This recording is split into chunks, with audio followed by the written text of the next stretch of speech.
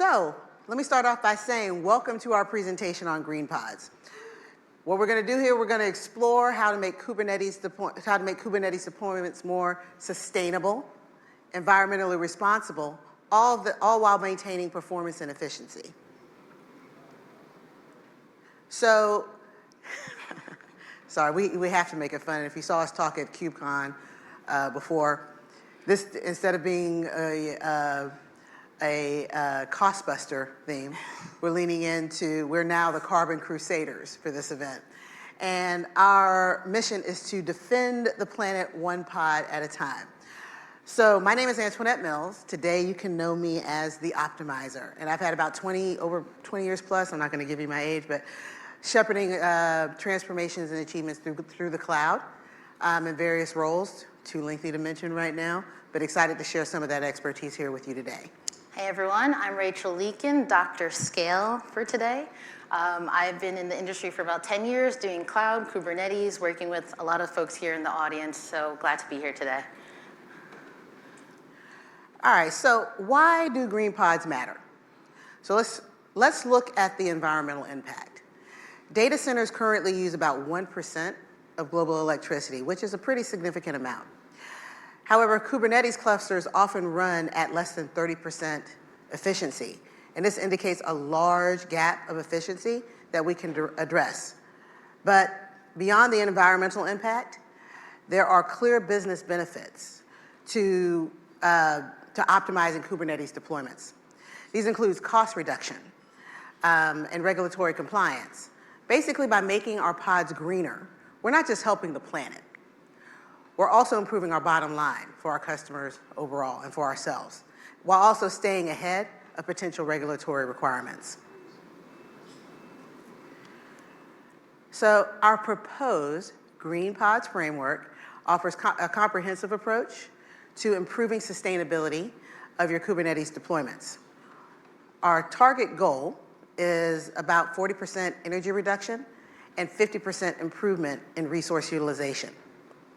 But this framework, and let me emphasize this, isn't just about saving energy. It's about better utilizing computing resources and achieving measurable reduction in your carbon footprint overall.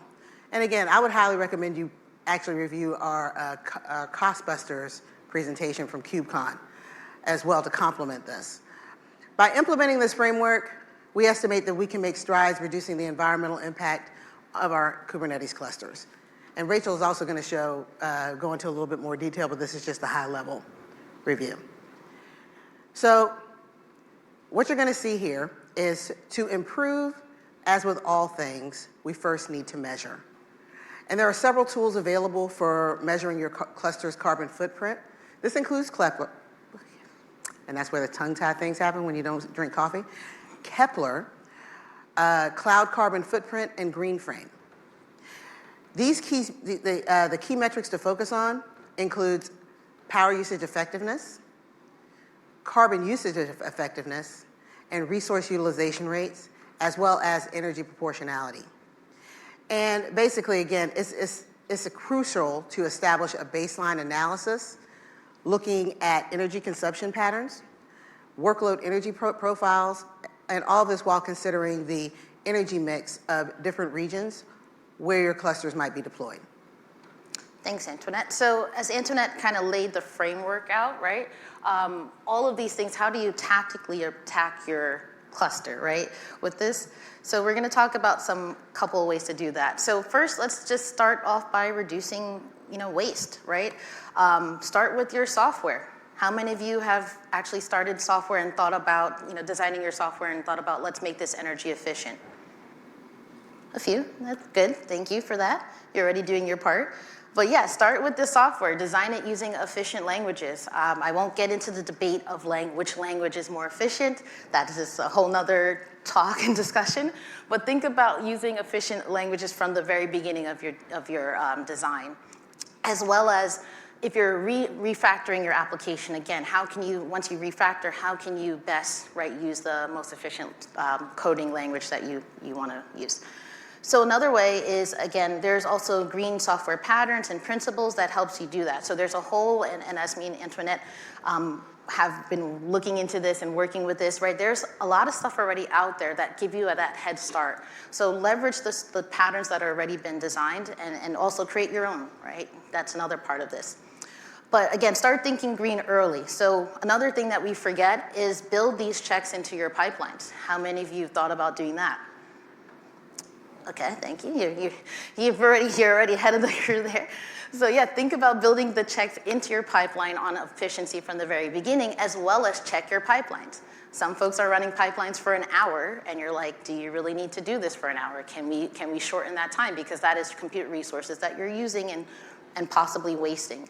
So think about building that into there as well. And all of these will give you that solid foundation for building green as we talk about other portions of that as well. So software, right? Now we talk about the hardware. So some quick wins that are a great way to save on being more efficient and cost mined is using different types of processors. How many of you heard about ARM processors? Good, yeah. So, and how many are actually using it? Okay, we got a few, yeah, okay, cool. So yeah, start there, and think about using ARM processors again as a way to lower your efficiency as well as keeping your performance, right? That's also important. We want to talk about efficiency, but we always want to maintain your performance as well. Again, be nice and share. Think about using multi-tenant clusters as well, right? Try to leverage putting as many pods and bin packing your pods into the same cluster to just give you more resources and sharing that resources.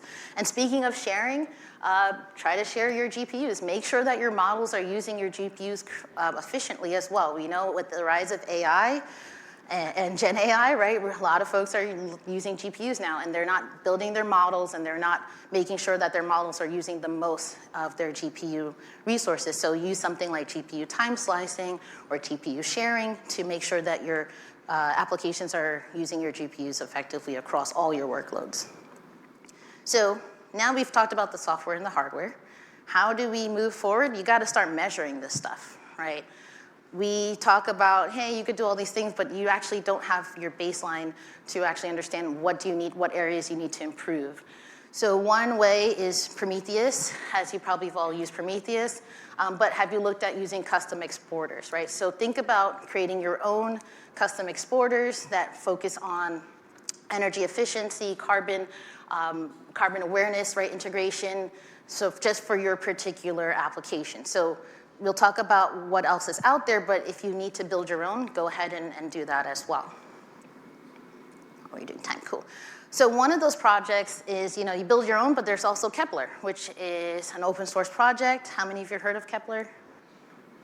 A few, yeah. So Kepler is it's an open source project. It uses eBPF to probe energy-related stats for your system by tracing CPU performance counters, Linux kernel traces, and then it exports those metrics to Prometheus. It was created by Red Hat and IBM in 2022, and it's been donated to the CNCF and is a sandbox project right now. So, and what it does, it collects, the node level metrics and your container level metrics. So it gives you that both of those views as well. And we'll see that later in the demo today. So again, if you can't build your own, or you don't really want to build your own, or you want something to get started, Kepler is a great place to deploy that into your cluster and start looking at some of those metrics out of the box. And we'll see that later today. So what other strategies? We always still want to talk about optimization. So I just want to make sure I still put this up here, is you still want a container right size, right? You still want to use like range limits and resource quotas, right?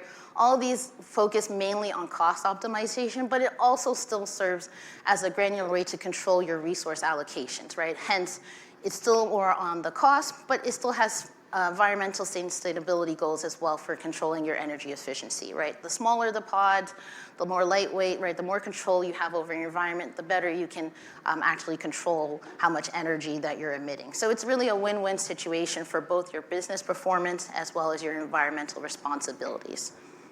So again, you probably have all used some of this in some capacity, but we always think about it in the terms of cost, right? So also take a look at it from the terms of energy as well. How many of you are using one of these projects? Okay, I thought I was gonna see more hands. Okay, hopefully someone's doing some kind of scaling, right? We want to make sure you're doing some kind of automation scaling. Again, this is also focused on not just for costs, right? It's for performance as well. So just as a general best practice in terms of optimization, and I said you could take a look at our costs at KubeCon, you should probably be using one of these, right?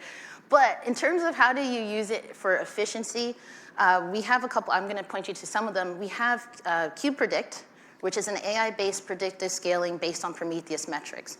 So this is a great way to use AI and just to look at your current metrics and give you that guidance on how you should scale up and down your cluster.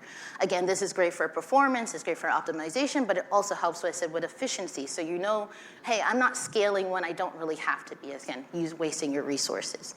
Another one is Kita. I don't know if you're familiar, but Kita is also an open source project. It's flexible, it's event-driven, so similar concept, scaling when you need to, scaling when you have to. It's based off, but it gives you a wide variety of metrics and triggers compared to like HBA and VPA. It's not just CPU-based. There's a lot of other ways you can scale with Kita as well. So we'll take a look about some of the scalings there. But again, another great way to focus on not just cost optimization, but also energy consumption, as well as maintaining performance. And then for the last part before we get into the demo, is think about how you're scheduling it, right? How many of you just, you throw it in the region because, hey, that's where they've been told me I gotta go into US East, or I gotta go into Europe, right? You wanna think about where do I actually schedule my resources, right? So think about a couple ways. Time-based scaling. So do you need to be running 24 hours a day? Probably not, right? You could probably scale down even if you save even 2 hours. Like, think about, let me scale down every 2 hours and then I can spin back up. There's ways you can play around with it. So you can either build your own custom script to change the scheduling, or you could use GreenCube, which we did in the demo as well today. So we use GreenCube, it's deployed as a CRD in your cluster, and it scales your replicas up and down for you based off of time. So another great simple tool that you don't have to build, you can use it out of the box, and it gives you some efficiency right from the very beginning. Another piece of that is region-based scaling. So again, most of us just throw the region that's closest to us, but think about scaling it during times in other countries or other locations where the carbon emission is less. So there is actually a Kita operator, Carbon Aware, which leverages data from several different sources, as it says there, watt time and electricity map. And it does that, and you can actually scale where the carbon emissions is less at a particular time of the day. So leverage something like that to help lower your emissions. So as we say, following the sun, aligning it will help you reduce your carbon footprint. So let's get into the demo. Now, bear with me. We're doing this live. So let me make sure everything is actually running. It was running, but let's just make sure. Come on.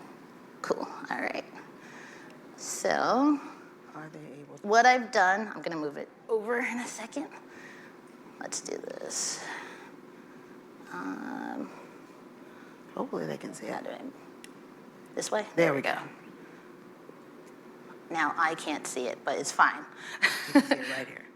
So what we've done is a couple of things. We've deployed the Kepler dashboard just out of the box, right? We just threw it up there. We have a Kubernetes deployment, and both Antoinette and I are running our own machine learning applications, right? Pretty common these days. So we decided to do one thing. Antoinette has been the good actor in this. She's done her part, she's done her resource, she's done everything. And I'm just like, I just wanted my application deployed. So you'll see the difference. I'm gonna show you what we did with that, and then you can see how it affected our applications. So first, I'm gonna just show you the out-of-box Kepler dashboard. This is, I said, as soon as you deploy it in your cluster, right, you'll see some metrics coming out of there already. So a couple of things, this is my whole cluster. This is, I said, a combination of Antoinette and I's workloads, as well as some other person, I don't know who this is, but some other person threw something in there, I don't know what they're doing. But you can just see as a whole, this is kind of what we're looking at. So to what we were talking about, you can see there's a CO2 coal application. You can see here our measurements here. We got petroleum, and then we got our natural gas. So these numbers are actually, and you can see here, these coefficients, they're based off of the region. So if you're in Europe, you'll have different coefficients because they have different standards for what's good and what's bad in terms of emission. So these could be played around with, so keep that in mind. This is the default one. It's based in the US, so if you're looking at other countries, right, you might have to change these coefficients. So as you can see here, the whole cluster is pretty bad right now in terms of emission, right? We're at red. But we're doing pretty good on the natural gas, so I'll give us points for that. Another thing you could see here is in terms of your pod levels, right? So you can see here, there's different, based off your pods, how much watts you're using per namespace. You can see how much power consumption here in watts and kilowatts. Keep in mind here, it actually tells you how much in terms of like your RAM, your CPU utilization, and if you're also using, I don't have this one here, but like if you're using your GPU, it'll give you that metric there as well. And then you can see our total power across a couple different namespaces here. So you can see like the default one has a lot of stuff happening here and like my kernel here. So this is a great like quick overview to see what's in your cluster. So now let's take a look at, I'm gonna go back a couple of hours here. Yeah. So I'm gonna tell you what we did is I basically I said, let's give it a second here. There we go. So it's changing up. You can see some changes here in the value. What I did was, you can see my cluster, my namespace. Come on. It's running a little slow today. I don't know if it's there we go. So you can see what I did in my cluster is that I deployed my application. It's running on demand instances. It's on x86. I didn't really, and I just deployed it. Really didn't think much about it. Not really trying too hard to be sustainable in my cluster. But you can see a couple of different things, right? Here's my carbon, here's my petroleum. I'm still good on the natural gas. And then again, you can see kind of the usage between my namespace here. But now let's look at Antoinette's. So we should see, in theory, hers is a lot better than mine. So what does she do? She actually has been unscheduling her replicas down in the evenings. So she did that we used the Cube Green there. And then she's running hers on ARM instances. So she's done that. And she's also set some limits on her pods as well. So she's done that, and you can see we're running the same application. You could already see that there's a big difference in hers just from those few things that she's done. She still has more to do. Right. She didn't schedule based on carbon, right? She could still add some more, right? But this is a continuous, and she'll talk about how this is continuous. Exactly. But you can see right away, right? Like just those simple things already is saving a lot in her in emissions for her cluster. So one other thing I just want to share is, again, there's a couple of different dashboards, but I created my own, right? Like, do that, you're free to do that as well. Create your own dashboard with the metrics that you want to see as well. So I wanted to get a view of like the namespaces as a whole and a different view for me. I wanted to also see the top pods for the whole cluster. So you can see there's a couple of other ways you can do that. Another cool one we have here is like the total power for our cluster. Right? And these metrics vary, right? It's still going to be based off your application, what you deem is best. But it gives you these great insights right outside the box, and it's a pretty cool way to just understand a little bit more about your cluster. My favorite one is like, here's your utilization, right, versus your energy efficiency, right? Those kind of things, you open up your mind and make you think about how else can I be more efficient. So that's a quick demo just of kind of how we implemented Kepler and a couple other things in our cluster using the same workload and application, but also you can see the big difference already, right, in how much Tony was able to save in her namespace versus mine. So with that, I'm going to have Tony wrap it up here. Hold on. Bam. Let me go back. That's the other thing is, and also known as the optimizer. I'm also known as Tony. Let me go back. There we go. Hold on, let's see. That's good. All right. There we go. All right. Go to the next. No, one more. There we go. There we go. Okay, so again, what we're looking at here and what you just witnessed is it's all about balance, right?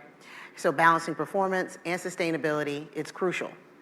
But we also need to consider both performance requirements like SLAs, latency, throughput, as well as sustainability metrics like energy consumption and resource efficiency, which you just saw in Rachel's demo. So wanted to also leave this as a takeaway with everyone here. This is just a trade-off matrix. Again, you have to do, as my kids say, you have to do you, right? You have to look at what's your optimal balance between. But this just is a representation of the trade-off, showing how different modes like high performance, eco mode, and balanced CPU affect CPU and memory usage, as well as carbon impact. This framework can help guide your decisions on how to balance performance, overall performance with sustainability goals. So implementing green pods is a process that involves several different phases with our approach. In the assessment phase, this is where, again, you would establish the baseline measurements to install the necessary tools to be successful and set up initial monitoring. The optimization phase would involve analyzing workloads, adjusting schedules, tuning your resources based on your initial findings. And then finally, in the implementation phase, this is where we would install our own or your own full monitoring stack and deploy carbon awareness tools, as well as configure resource quotas based on your optimized settings. And here's the wrap up. The key takeaways that we want to leave you with is start small, right? Begin with your measurement, scale gradually. You don't need to overhaul everything at once. We want you to measure everything. Tracking metrics is crucial to prove the impact of your sustainability efforts. And also, just like here, it's a community approach, right? Leverage open source tools, share knowledge with the community. And then again, continuous improvement. I want you to all remember, sustainability is an ongoing journey, and keep refining and optimizing your approach. Like that? And feel free to link in with us on LinkedIn. And again, I would, on our websites or in LinkedIn, you also have the opportunity to reference our KubeCon presentation, which is very complimentary to everything that we've spoken about today. So thank you for your time. We did it under time. We have 2 minutes. Let's go. Any questions? Wait, we got to do our polls. Hold Oh, there we go. Yeah. Bam. And the other thing I want to do with these 2 minutes while people are getting up asking questions is, if anyone who follows me on there, I do this every time. Just, She does. Yes, I do. There we go. So just, even though y'all are spread all over, but I got to create the effect. 1, 2, 3. Thank you. All right. And Any questions? Any questions? Oh, yeah. So when I've had conversations, like with executives and so forth, about greening efforts, the kind of question is like, well, what's the difference between, a green initiative and just like regular cost reduction? Like, I'm sure you probably get this question, but like, what's the Venn diagram, and what are things that you could how would I answer that question? How would I frame that? Do you want to take it? Yeah, and we're going to probably have 2 different points of view on this, but in my daily conversations, it's complementary. It's like you could just go cost optimization where you're talking about, like when she mentioned, do you do auto scaling and people, you can do that, handle your idle resources, orphan pods, all those other things. But this is just giving you something to measure that actually shows the impact as well. So like I said, I feel that they go hand in hand, as with all technologies. It's a holistic journey. So that's the way I call it. It's not an either or, it's an and situation. And you can reduce costs by taking strictly a cost optimization approach, but this is an additional cost savings effort that also has that added message benefit as a global citizen. That's highly complementary and something that a lot of customers want, and how we want to represent ourselves out there as well. And just to add from the like the implementation side, right? You saw you have auto scaling, right? That's a cost optimization talk, but how do you auto scale? Do you auto scale in a region that's more cost efficient or energy efficient? So that's where from a technical standpoint they overlap. But yeah, it's a hard conversation because it's not something folks think about right away. But it is a step, right? You could start off with cost optimization and you say, okay, optimize for cost, but let me see how much I could optimize for energy as well. And actually, the cost optimization discussion was what kind of served as our inspiration for saying what's next beyond, because everybody was talking about cost optimization. This just seemed to be the natural expansion of that point of view or perspective. So we're out of time, but any questions, I'm here for the rest of the day. I know Tony's got to leave, but. I do. All right, thank you so much, everyone. Thank you.